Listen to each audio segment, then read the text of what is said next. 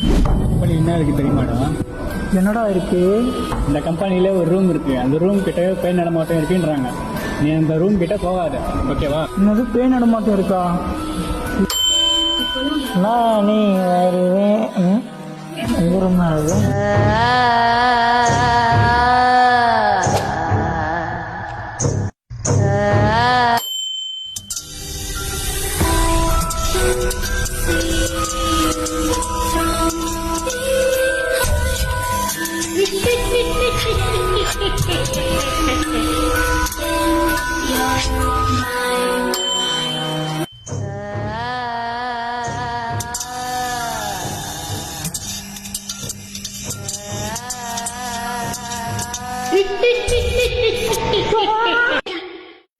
ஐயோ அப்பா, என்ன ஒரு கனவு.